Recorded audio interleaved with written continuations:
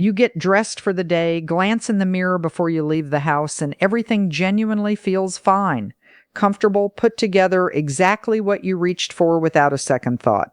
Then later on that same exact day, you catch a photo from lunch or your own reflection in a store window while you're out running errands, and something genuinely throws you off completely. You look considerably shorter than you actually feel inside, considerably older than you actually feel too. Not because anything about your actual body has genuinely changed at all, but because 6 perfectly ordinary pieces sitting in almost every petite woman's closet are quietly working against her own proportions, every single day, without her ever consciously realizing it. Here's what almost nobody out there ever really actually tells you. These genuinely aren't obscure, hard-to-find fashion rules of any kind at all. They're pieces you very probably already own, wear often, and reach for specifically because they feel comfortable, which is exactly why this particular mistake is so genuinely easy to miss entirely. Comfortable and genuinely flattering are not always the exact same thing at all, and on a smaller, more petite frame specifically, the gap between the two shows up considerably faster and more visibly than it ever does on someone considerably taller. This video is specifically and quite intentionally made just for petite women over the age of 60, because so much of the general advice circulating out there was genuinely never actually built with your own particular proportions in mind at all. Not really. We're going through 6 specific categories of clothing that quietly shorten and age your entire silhouette, one at a time and in very careful order, along with exactly what to wear instead of each single one, piece by piece and step by step from start to finish. This genuinely isn't about buying an entirely brand new wardrobe from scratch all at once either. Not by any means. Most of these fixes are genuinely small, manageable adjustments to pieces you may already own right now in your own closet, or simple swaps you can easily make the very next time you happen to shop for something new instead. And the very last piece of all, the one we're deliberately saving for the very end, is the one master rule that actually explains why every single one of these 6 mistakes genuinely works the exact same way, so you can spot the next one entirely yourself without ever needing a list quite like this one again. Let's start right now, together, with the very first piece sitting in almost every single closet out there today. The one that seems like the safest, most obvious choice of all. Number 6, oversized jackets. An oversized jacket feels like the smart, safe choice. It's roomy, comfortable, easy to layer over anything, and it never feels tight or restrictive anywhere. On a taller frame, that extra volume genuinely has room to settle naturally and often reads as relaxed, intentional style rather than an accident. On a petite frame specifically, that same volume does something completely different. The jacket's shoulders extend visibly past your own actual shoulders, the sleeves run noticeably long, and the hem falls at a length that was genuinely never calculated with your own particular proportions in mind at all. The overall result is a silhouette that reads as swallowed whole rather than genuinely styled, with your actual real shape quietly disappearing somewhere underneath all that extra unnecessary fabric. The genuine fix here isn't avoiding jackets entirely, ever again, or giving up on outerwear altogether as a category. It's checking shoulder seams specifically before anything else about the garment.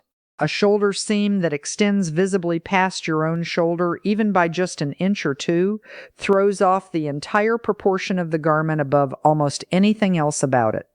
Look for a jacket specifically where that seam sits at or very close to your own natural shoulder point. Then have the sleeves and hem professionally tailored afterward if genuinely needed, since that particular alteration is usually quite simple and fairly inexpensive to have done by a local tailor. Try this simple test at home right now, before you decide anything at all. Put on the jacket and look specifically at exactly where the shoulder seam falls, not the overall general fit. If it hangs past your own shoulder at all, even slightly, that jacket is working against you no matter how genuinely good the fabric itself happens to feel against your skin. Once your jacket genuinely fits correctly at the shoulder, everything below it reads as intentional and deliberate instead of oversized and accidental looking, but jackets certainly are not the only piece doing this to your silhouette. Skirts worn at the wrong length do something just as damaging, which is exactly where we're headed together next. Number 5, midi skirts at the wrong length. The midi skirt has been called genuinely flattering for years now, and on many bodies it truly and honestly is. But midi isn't actually one single fixed length at all. It's genuinely wherever the hem happens to land relative to the specific leg actually wearing it, and on a shorter leg, that landing point very often ends up exactly at the widest, least flattering part of the calf. Here's why that particular little detail matters so much more than most people ever tend to assume. A hem that cuts directly across the widest point of your own leg visually interrupts your vertical line right at the exact spot, doing the most work to actually make you look taller overall throughout the day. It genuinely, honestly isn't the overall length itself that's the real problem here at all. It's specifically where that length happens to land on your own particular proportions. The genuine fix here is checking the actual landing point on your own body directly, not simply trusting whatever label happens to be on the size tag. A hem that falls just below the knee, or one that drops considerably lower toward the ankle instead, both genuinely tend to skip right past that widest calf point entirely without any issue. It's specifically that awkward in-between middle ground length that causes the real, genuine trouble every single time. Stand in front of a genuine full-length mirror and notice exactly where the hem genuinely sits relative to your own calf, not just from the waist up. If it lands right at the widest part, that particular skirt is quietly shortening your leg line every single time you wear it, regardless of how genuinely nice the fabric or the actual print itself might actually be. Once you genuinely truly know your own personal landing point, you can check any skirt at all in a matter of seconds before you ever fully commit to buying it. But skirts certainly are genuinely not alone in creating this particular kind of problem at all. Wide leg pants genuinely create that exact same underlying visual issue, just in a completely different and equally sneaky way that catches most women completely off guard. Number 4. Wide, voluminous pant legs. Wide leg pants have genuinely become a real staple in most closets, praised endlessly for being comfortable and easy to move in throughout the entire day. And they genuinely are. But that same generous volume, so forgiving through the hip and thigh area, keeps going all the way down to the ankle, where it eventually starts working directly against a shorter leg instead of for it. On a genuinely taller frame overall, wide leg pants have enough overall length available to let that extra volume read as flowing and elegant rather than excessive or overwhelming to the eye.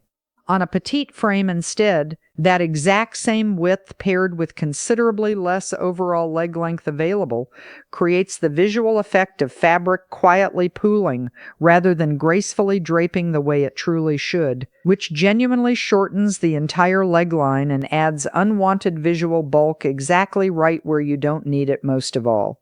This genuinely doesn't mean giving up on wide leg pants entirely, though, or avoiding this particular trend altogether for good.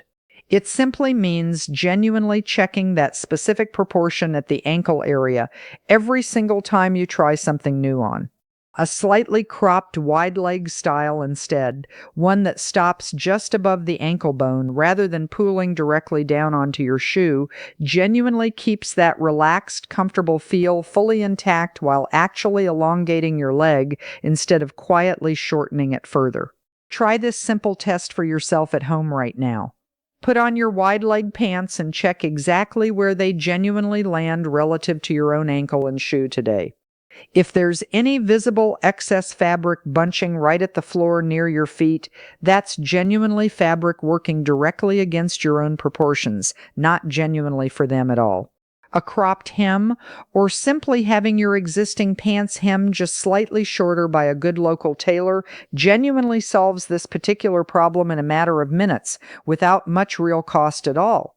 but pants and skirts alone genuinely only address your lower half of the body directly. Long, flowing outer layers create a remarkably similar problem for your entire silhouette instead, one that genuinely affects your whole reflection at once, which is exactly what we're covering together next right now. Number 3. Long, flowing cardigans and dusters. A long cardigan or duster feels effortlessly elegant right away, genuinely the kind of piece that looks beautiful the very moment you first put it on inside the store. It drapes nicely on a hanger, it moves gracefully when you walk around. It photographs beautifully hanging on a simple wooden hanger in a bright store. The genuine problem only really shows up once you're actually wearing it yourself and standing directly next to your own honest reflection back at home. On a genuinely distinctly petite frame specifically, a cardigan that extends well past the hip does something quite particular. It visually adds extra length to your torso while simultaneously covering your legs, the exact specific part of your entire body doing the most work to genuinely create the overall appearance of height in the first place. You genuinely end up with a much longer top half and a shorter hidden bottom half, which reads overall as noticeably shorter, not genuinely taller the way you might reasonably expect it to. The genuine fix here is choosing your length deliberately and consciously each time, rather than simply relying on pure instinct or old habit alone. A shorter cardigan that stops right at or slightly above the hip lets your legs remain fully visible and genuinely continue that vertical line downward, entirely uninterrupted by fabric. If you genuinely truly love a longer duster style specifically, wearing it fully open with a visible vertical line running down the front, rather than closed all the way, helps offset a genuinely considerable amount of that particular shortening effect entirely on its own. Check this carefully for yourself by trying the cardigan both fully closed and fully open in a genuine full-length mirror at home. Notice very carefully and honestly which version makes your overall silhouette look genuinely longer rather than shorter, and let that same observation guide how you actually choose to wear the piece, not simply how it happened to look on the hanger back in the store.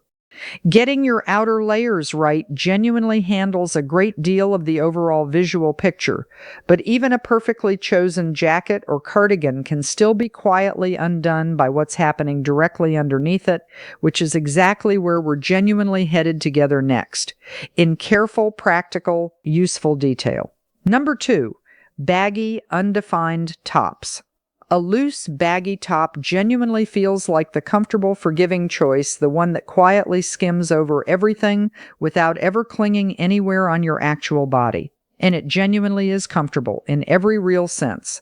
But genuine comfort and truly, honestly flattering proportion are not actually the exact same thing at all, and a top with no defined waist does something quite specific on a petite frame that it simply does not do the same way on a taller one. Without any real waist definition at all, your entire torso genuinely reads as one long, undifferentiated block running from shoulder all the way down to hip. On a genuinely taller frame, there's more than enough overall length available within that block for it to still read as balanced and proportional overall. On a petite frame instead, that exact same undefined block eats up a considerably larger, more noticeable percentage of your overall visible height, making your legs look shorter by comparison, even if the top itself happens to be genuinely quite beautiful entirely and completely on its own merits. The genuine fix here isn't giving up loose, comfortable tops entirely ever again. It's simply introducing some genuine definition somewhere on the body, even quite subtly and simply at first. A drawstring waist, a simple thin belt worn directly over the top, or even just tucking the front section into your own waistband creates a visible breakpoint that your eye naturally reads as a genuine waist, restoring that important, genuine vertical proportion almost instantly and quite effortlessly without much real effort. Try this simple little experiment for yourself at home right now. Put on your usual loose top and look carefully in the mirror first, before changing anything. Then add a thin belt over it instead, or tuck just the front section in carefully, and look again very honestly at the result. Notice honestly how much more overall length genuinely appears to run through your own legs once that waist finally becomes genuinely visible to the eye. This one small, simple addition genuinely changes almost every single loose top you already own sitting quietly in your closet right now. And once you genuinely and fully understand why it actually works, you're finally genuinely ready for the master principle that ties all 6 of these mistakes together into one simple, repeatable check you can run anytime at all. Number 1. The proportion ratio test. Every single mistake we've genuinely covered together so far, oversized jackets, midi skirts at the wrong length, wide pant legs, long cardigans, baggy tops, actually comes down to the exact same underlying issue every single time: the ratio between your visible torso and your visible leg length, and how much of your available height each individual piece is quietly consuming without you ever fully realizing it. Here's the actual master principle that genuinely ties absolutely everything together into one single complete system. Your genuine goal here isn't necessarily wearing shorter clothing everywhere in every single category of your wardrobe. It's simply making sure your own visible leg length genuinely takes up more of your overall silhouette than your visible torso does, since that particular specific ratio is what your own eye actually reads as height, regardless of your actual real measurements written down anywhere on paper.